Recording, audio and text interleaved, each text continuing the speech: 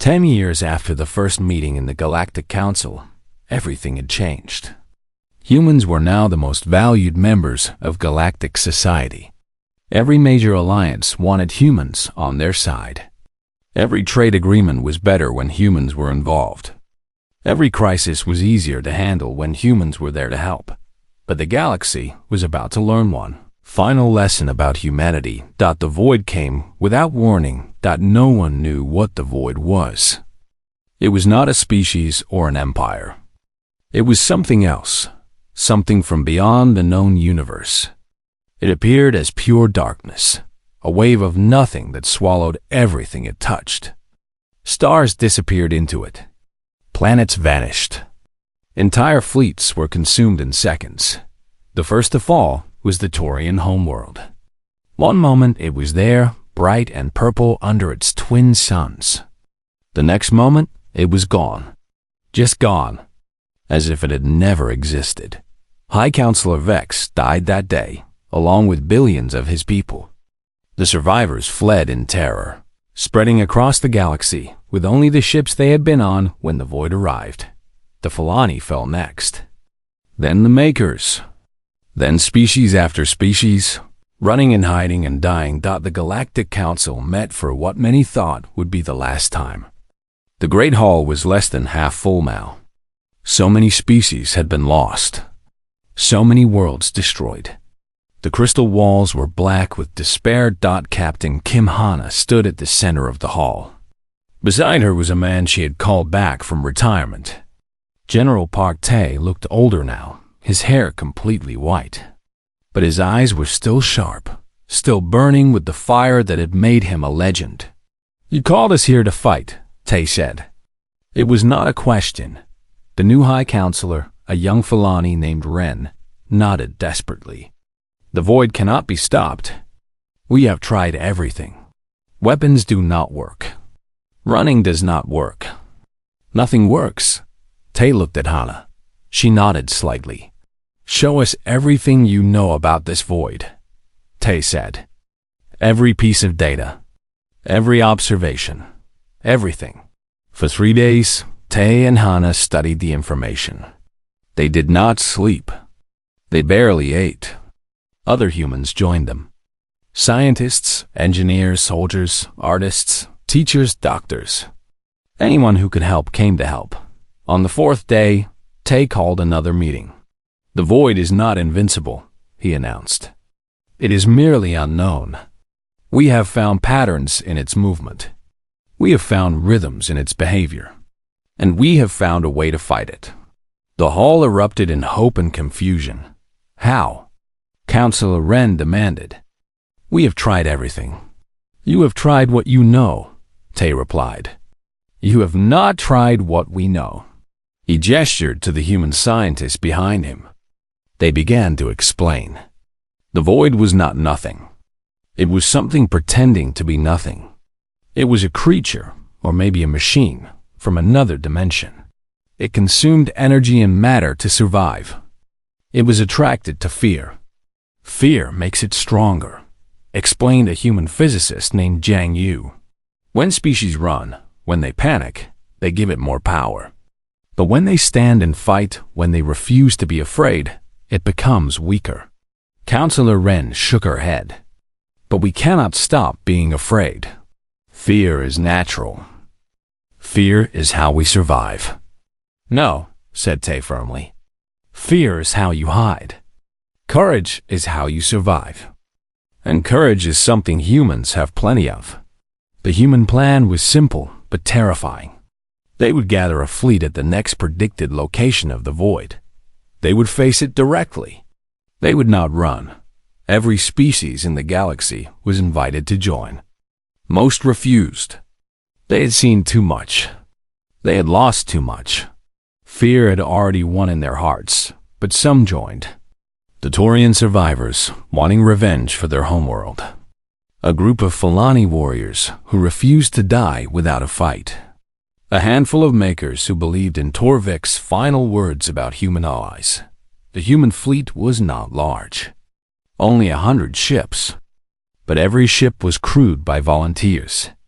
Old veterans and young soldiers, scientists and artists, teachers and farmers, parents and children. Yu Na was there. The girl who had fought at New Hope was now a young woman, a commander of her own ship. Cha Hoon, her grandfather, served as her advisor. He was over 100 years old now, but he refused to stay behind. If this is the end, he told her, I want to end it fighting. The fleet gathered at the edge of the Vel system. The void would arrive within hours. The waiting was the hardest part. Captain Hana walked through her ship, talking to her crew. She found a young man crying in a corner. His name was Quan Su. He was a medic, not a soldier. He had never been in battle before. I am scared, he admitted. I know I should not be, but I am. Hannah sat down beside him. Being scared is normal. Being scared means you understand what is happening. But do you know what makes humans special? He shook his head. We fight anyway. We feel the fear, and we fight anyway.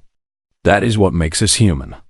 Not the absence of fear, but the presence of courage despite it. Quan Su wiped his eyes. I do not know if I can be courageous. Hannah smiled.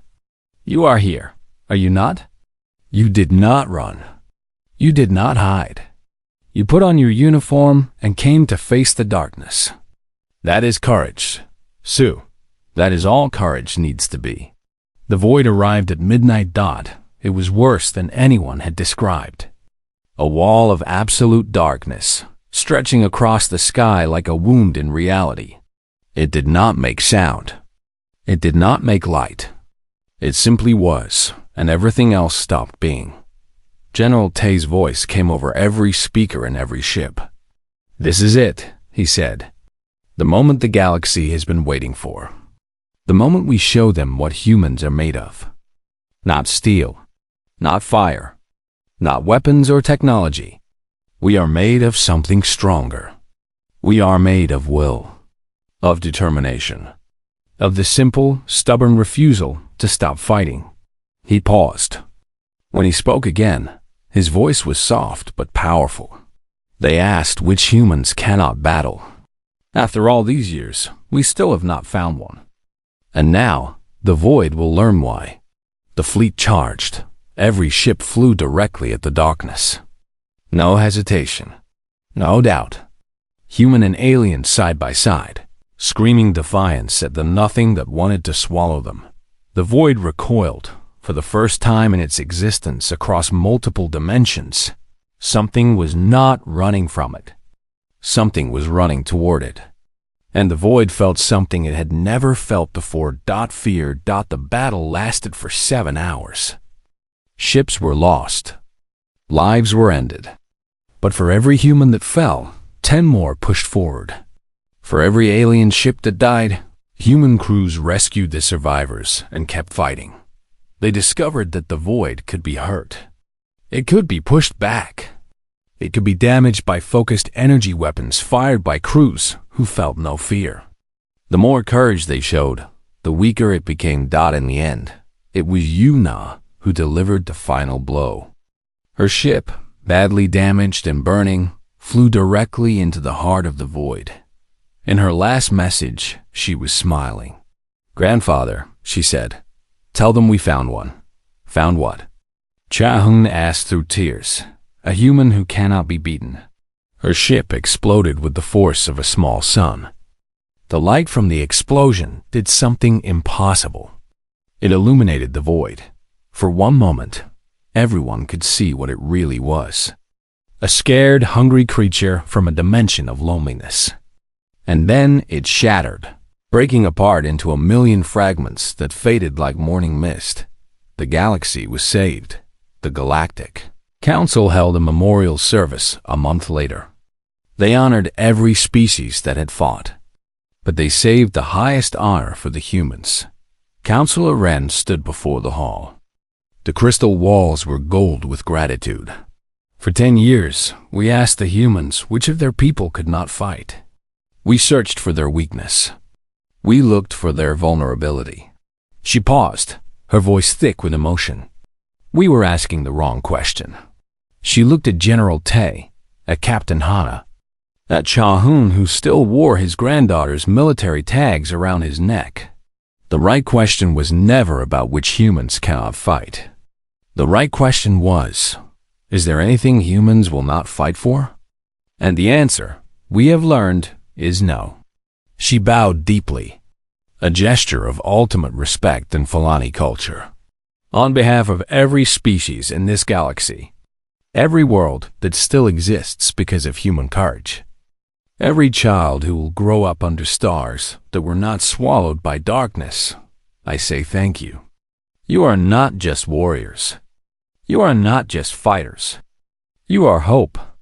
You are the promise that no matter how dark things get, someone will always stand up and fight. General Tay accepted the honor with a simple nod. Beside him, Hana was crying.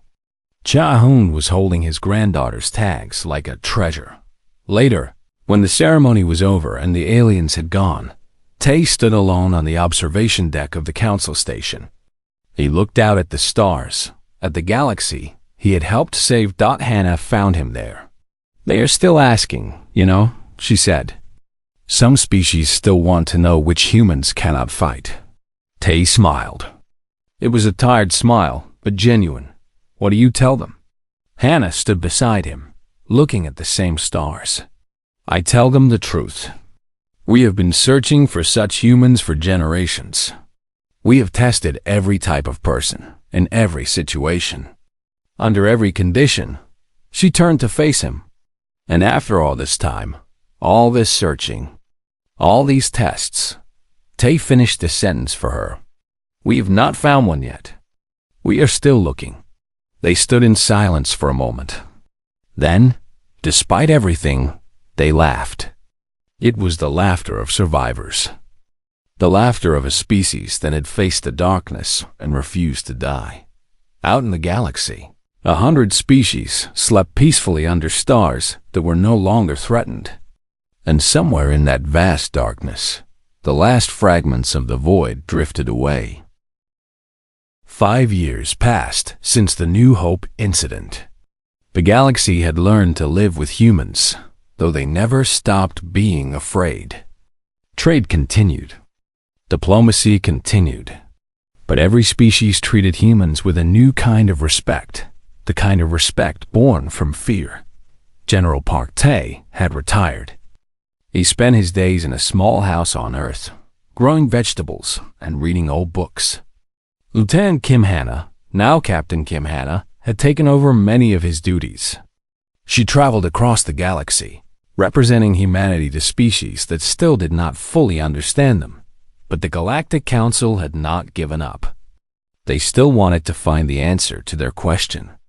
They still believed that somewhere, somehow, there must be humans who could not fight. So they formed a special research team. This team was led by Torvik, the wise maker who had spoken so truthfully about humans years ago. Torvik spent years studying humanity.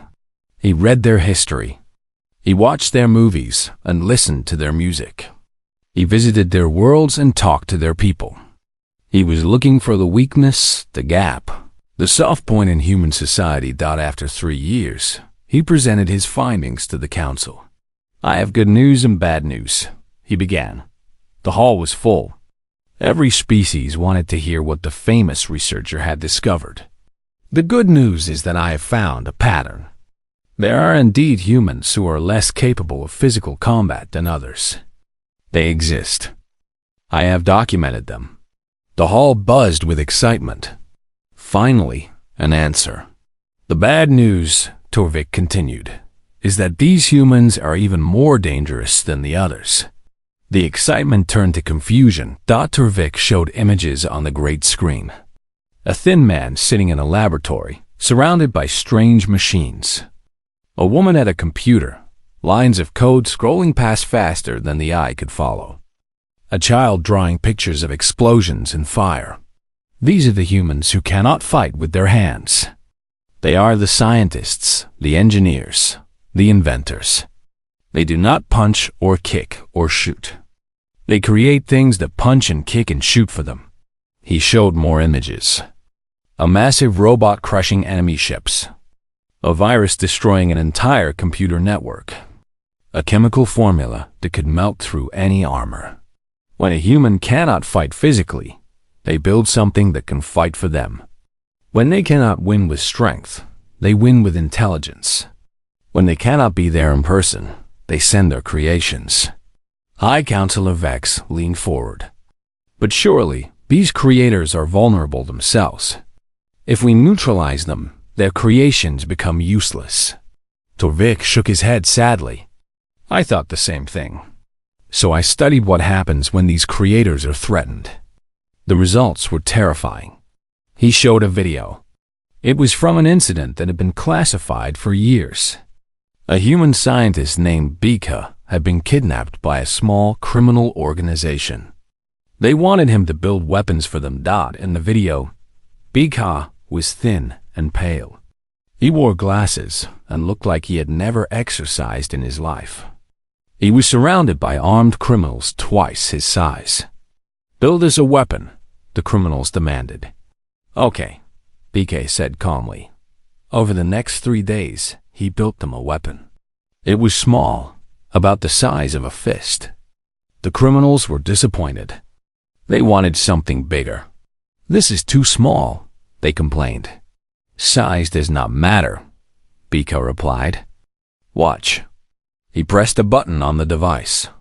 Every light in the building went out. Every weapon the criminals held stopped working. Every door locked itself. Then, from the darkness, small machines began to move. Biko had built them in secret, using scraps from around the building. The criminals were captured by their own prisoner within an hour. When rescue teams arrived, they found Bika sitting peacefully in the middle of the room, reading a book while the criminals hung from the ceiling in nets made of their own clothing. I do not like violence, Bika told the rescue team. So I made sure there was no violence. Only consequences. The council watched in horror. This man had no weapons, Torvik explained. He had no combat training. He was the weakest human I could find. Yet he defeated 10 armed criminals without throwing a single punch. He was never in danger because he is too smart to be in danger. Another video played. This one showed a human artist named Song Mi. She was known for her beautiful paintings of nature. She had no military background, no fighting skills, no weapons training. During an art exhibition, terrorists attacked. They took everyone hostage. Among the hostages was Song Mi. Over the next 6 hours, Song Mi talked to the terrorists. She asked about their lives, their families, their dreams. She painted small pictures for them while they waited. She was kind and gentle and understanding. She was also secretly sending messages through her paintings. Hidden in the brushstrokes were coordinates, numbers of hostages, positions of guards. The rescue team used her paintings to plan a perfect operation. Every terrorist was neutralized without a single hostage being hurt. She did not fight, Torvik said. She did not need to.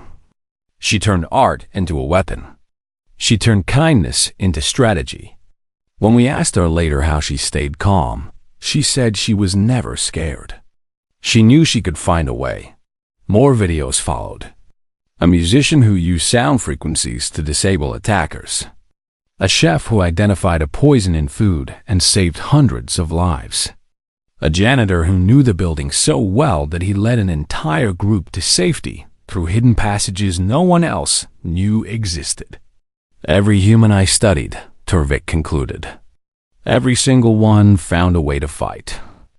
The strong fought with strength. The smart fought with intelligence. The kind fought with understanding. The artistic fought with creativity. There was no human who simply gave up. There was no human who simply accepted defeat. He turned off the screen and faced the council.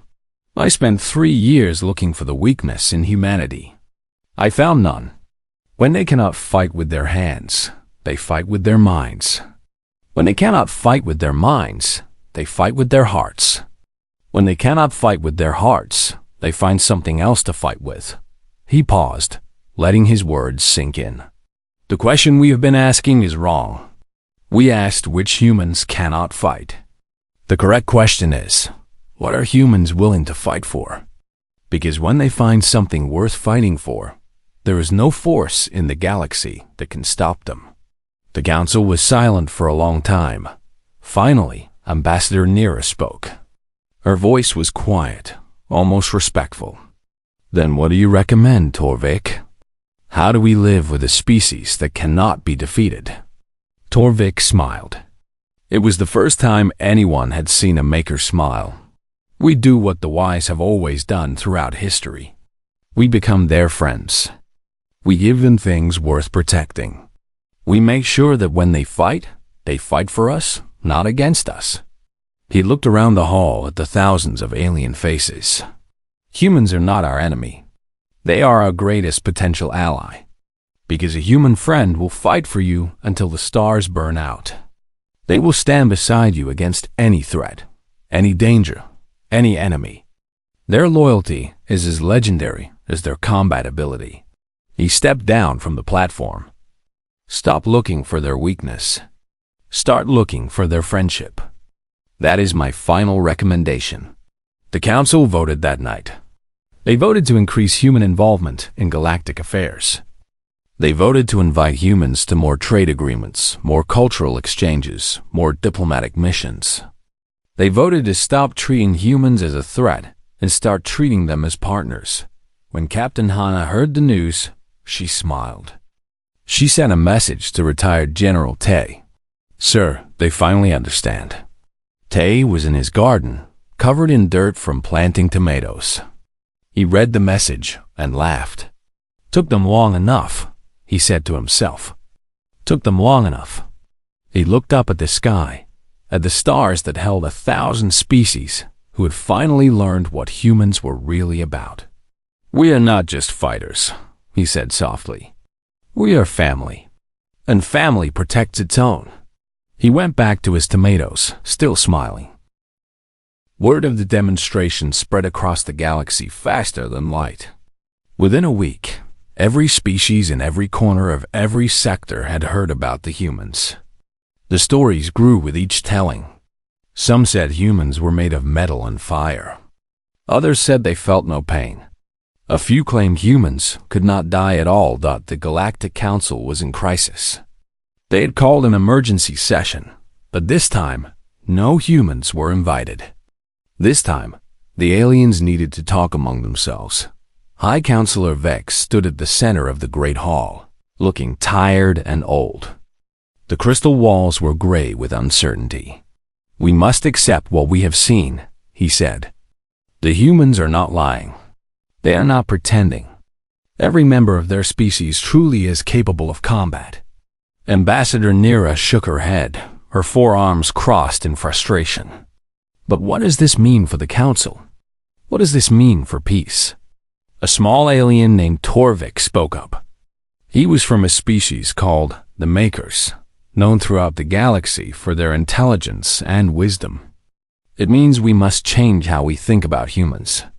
We have always judged species by their weakest members. The Taurians are strong because even their children are warriors. The Falani are dangerous because even their elders can fight. But humans... He paused, struggling to find the words. Humans have no weak point. There is no part of their population we can safely ignore. Then, we must prepare for war, another alien shouted. If they are all warriors, they will surely attack us eventually.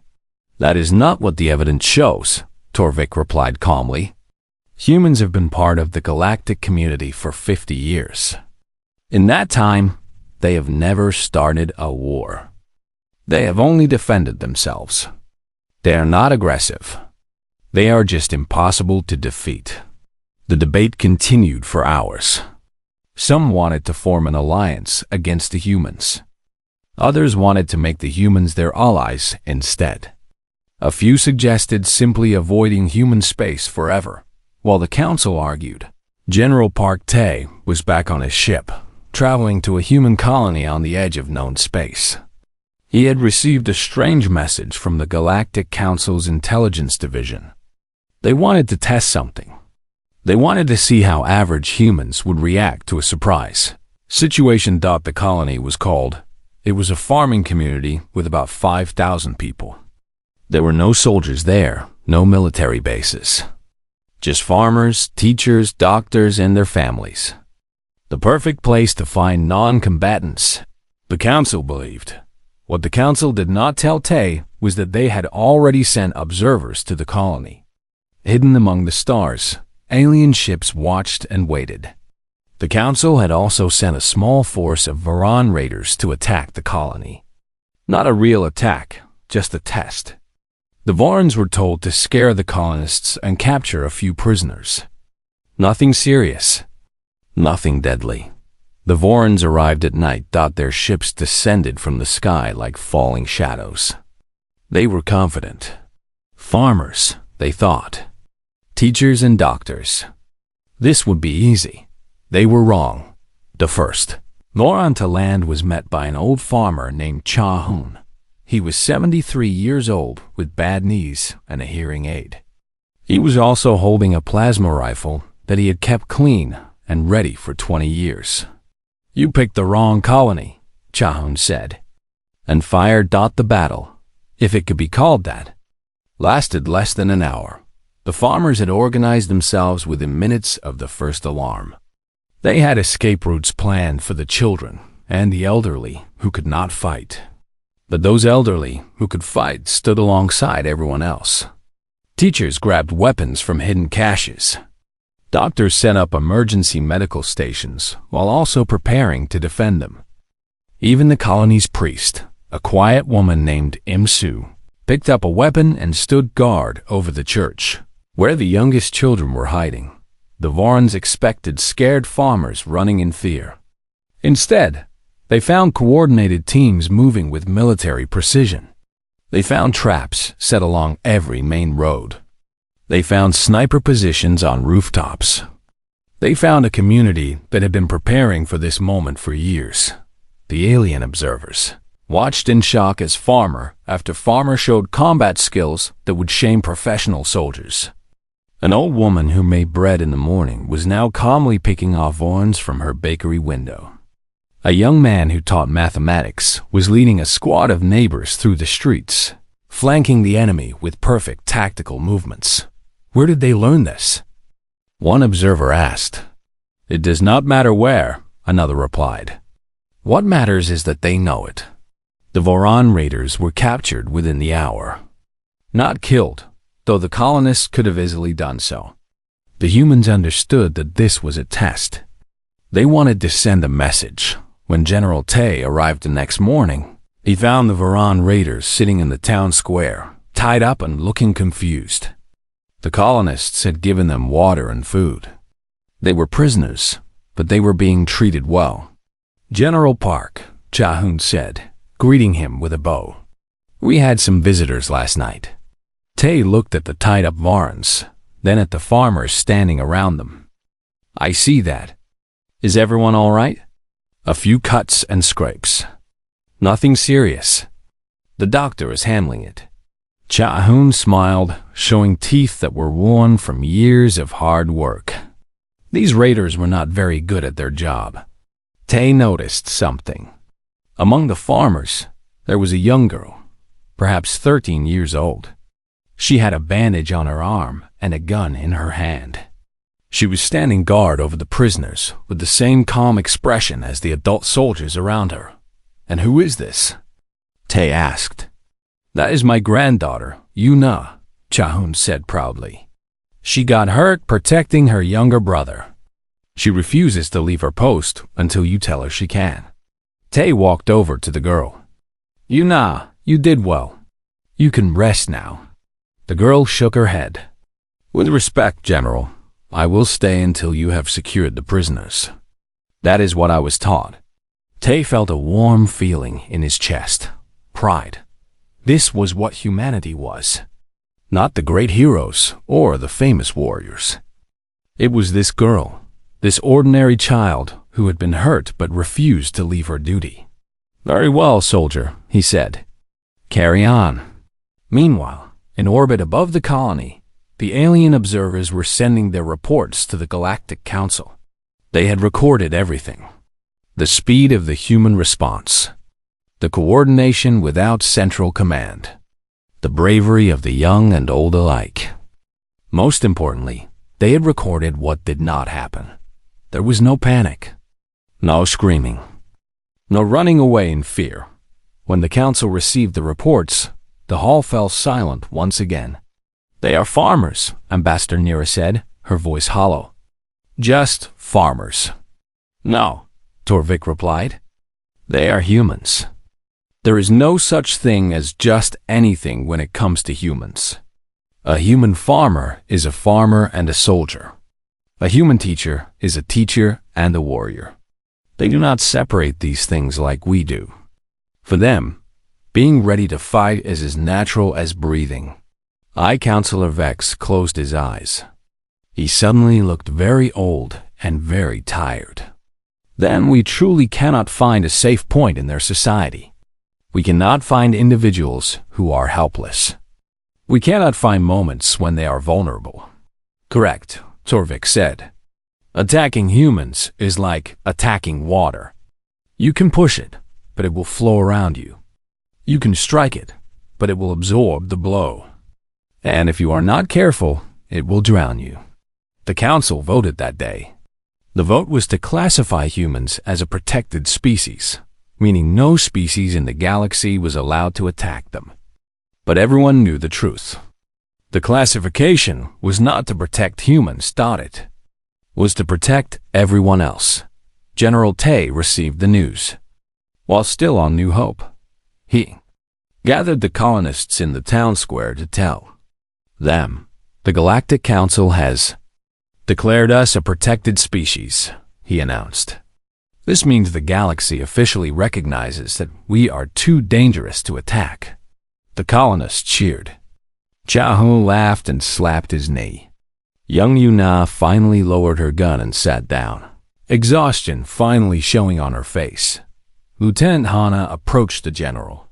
"Sir, they are still asking about non-combatants. They want to know if we have found any yet." Tay watched the celebrating colonists.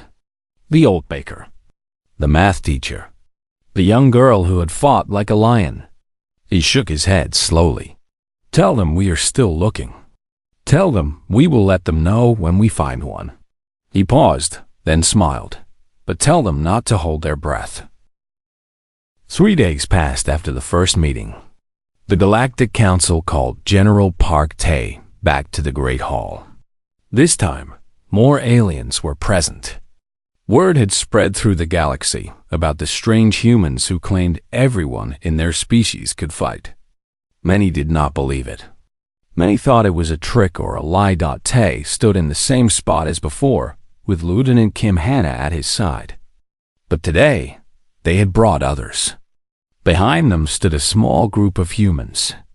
There was an old man with a cane, a young girl who looked no older than 12, a man in a wheelchair, and a woman who was clearly pregnant.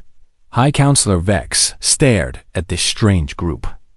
"General, what is the meaning of this? We asked for evidence, not a display of your weakest members." Tay bowed slightly. "With respect, High Councillor, you asked to understand which humans cannot fight. I have brought individuals that other species would consider non-combatants. I invite the council to test them." A loud murmur filled the hall. "Test them? How?" Ambassador Nira stood up. "This is absurd. You cannot expect us to believe that an old man with a cane or a child can match trained warriors." "I do not expect you to believe anything," Tay replied calmly. "I only ask you to watch." The council talked among themselves for several minutes. Finally, they agreed to the demonstration. A fighting ring was set up in the center of the hall. Automated training robots were brought in. These robots were used to test soldiers from many different species. The old man stepped forward first. His name was Yu Soon. He was 91 years old. His hair was thin and white, and his hands shook slightly as he walked. Many aliens laughed when they saw him enter the ring. 3 training robots activated. They were designed to fight like Taurian soldiers, fast and deadly with their sharp claws. They moved toward Yu Sung at attack speed. What happened next made the entire all go silent. Yu Sung did not look like he was fighting. He looked like he was dancing. His cane became a weapon, spinning and striking with perfect accuracy. He moved between the robots like water flowing around rocks. Within 30 seconds, all 3 robots were on the ground, broken and sparking. He bowed to the council and walked back to the human group, not even breathing hard. That man has survived 4 wars, Tay explained. He has killed more enemies than most armies. He teaches our young officers the art of combat. His age has not made him weak. It has made him wise. The child stepped forward next. Her name was Shin Yuna. She was 11 years old, small and thin with her hair tied in 2 braids. She looked scared as she entered the ring, and many aliens felt sorry for her. 5 robots activated this time. These were programmed to fight like Fulani warriors, using all 4 arms to attack from multiple directions at once. Yuna did not wait for them to reach her. She ran straight at them, sliding under the first robot's legs while throwing a handful of sand into its sensors. She climbed the second robot like a tree and ripped out its power core. She used the dead robot as a shield against the third and fourth, pushing them off balance. The 5th robot grabbed her arm, but she twisted free and jammed her small fingers into its control panel. The whole fight took less than a minute. This child, Tay said, has completed basic survival training, intermediate combat training, and tactical strategy courses. She was the youngest in her class. She was also the best. The council was disturbed now. The crystal walls had turned a deep shade of worried blue. The man in the wheelchair was next. His name was Oh Jin. He had lost both his legs in a mining accident 5 years ago. He rolled himself into the ring with a calm expression. Surely, Ambassador Nira said, you cannot expect a man with no legs to fight effectively. Watch, was all Tay said. 10 robots activated. These were the strongest ones, designed to simulate elite warriors from across the galaxy. They surrounded Ojin completely. Ojin smiled.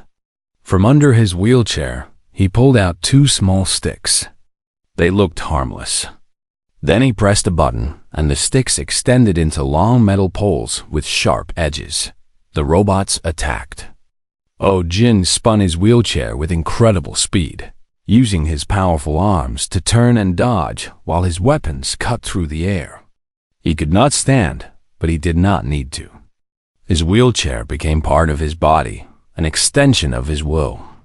He struck high and low, blocked attacks with one pole while attacking with the other. When the last robot fell, he was still smiling. Ojin was a mining foreman, Tay explained to the Silent Hall. After his accident, he refused to stop working. He refused to stop fighting. He developed a new combat style that is now taught to all our soldiers with mobility limitations.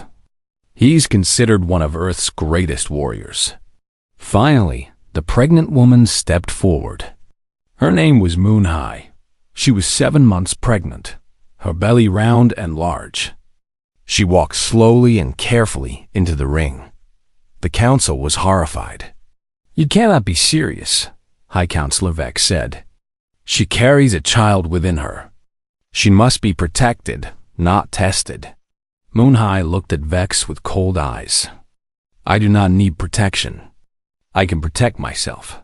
3 robots activated, programmed to be careful and slow, not wanting to hurt her. This was their mistake. Moon High moved faster than anyone expected. She was not as quick as the others, but she was smart. She used the robot's hesitation against them. She pretended to stumble, and when a robot reached out to catch her, she grabbed its arm and used its own strength to throw it across the ring. She positioned herself so the robots blocked each other's attacks. She found weak points in their armor that no one had noticed before. When she finished, she was breathing hard but unhurt. Moonhai is one of our top strategic analysts, Tay said. She teaches generals how to win wars. Being pregnant has not changed her mind or her skills. If anything, it has made her more dangerous. She now fights for 2 lives, not 1. The Great Hall was completely silent. The crystal walls had turned pure white with fear. Ambassador Nira stood on shaking legs.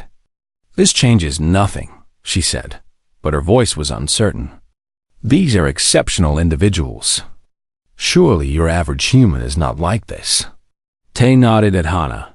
She stepped forward. I am an average human, Hana said. I am not a soldier by nature. I studied language and diplomacy. I became a translator before I became a lieutenant. I have never been in a real battle. She entered the ring. 20 robots activated, the maximum number. They were programmed to fight with full force. Hana fought differently from the others. She was not graceful like Yu Sung or clever like Yuna. She was not strong like Oh Jin or strategic like Moonhai. She was simply determined. Every time she was knocked down, she got back up. Every time she was hurt, she kept fighting. The robots hit her again and again, but she refused to fall. It took longer than the other fights. 10 minutes of brutal combat. But in the end, she was the one left standing. This, Tay said, pointing at Hana, is what makes humans dangerous. It is not. We are all great warriors. Some of us are. Most of us are ordinary. But even our ordinary people will never stop fighting. We do not know how to quit. We do not understand the word surrender. He walked to the center of the ring and looked up at the thousands of alien faces watching him. You asked which humans cannot fight. I will give you the honest answer. We have been looking for such humans for over 100 years. We have tested children and elders, the healthy and the sick, the strong and the weak. We have tested artists and scientists, teachers and farmers, criminals and saints. His voice rose, filling the great hall. In all that time, in all those tests, we have never found a single human who could not fight. Not one? The search continues, but I do not believe we will ever find what you are looking for. Because fighting is not what we do. It is who we are. It is written in every drop of our blood, every beat of our hearts, every breath we take. He paused, letting his words sink in. So when you ask which humans cannot fight, there is only one answer I can give you. We have not found one yet. We are still looking. The meeting ended in chaos. The aliens did not know what to think, what to feel, what to do.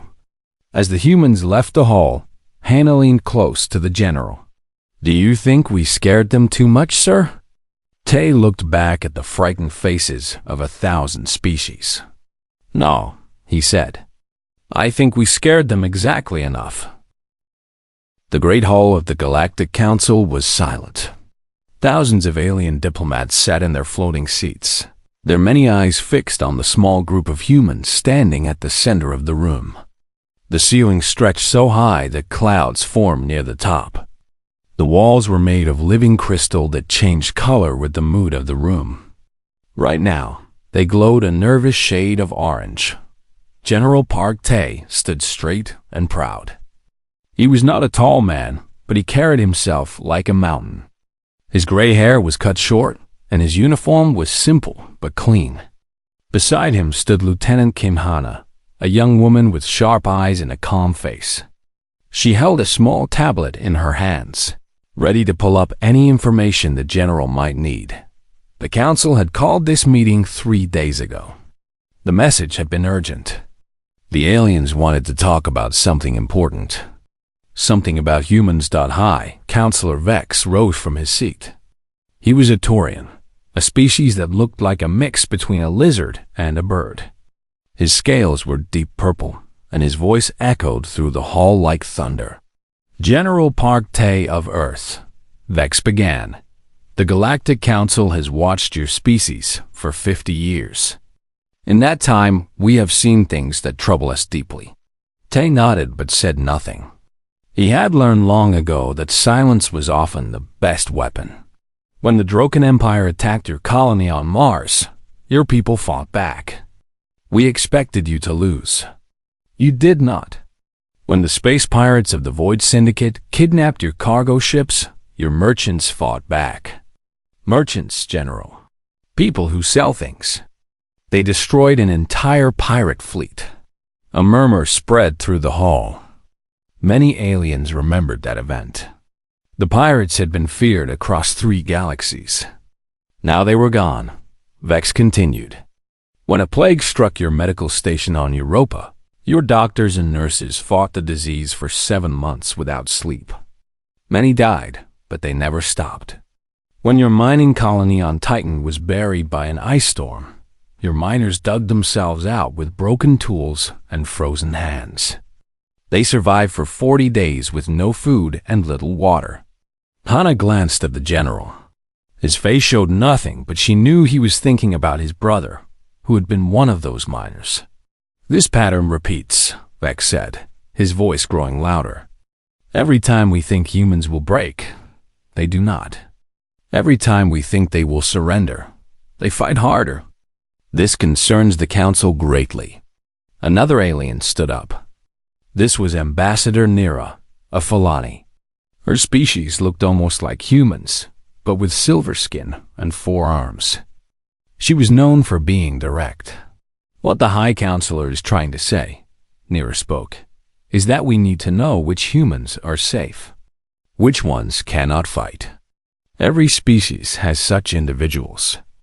The young, the old, the sick, the weak.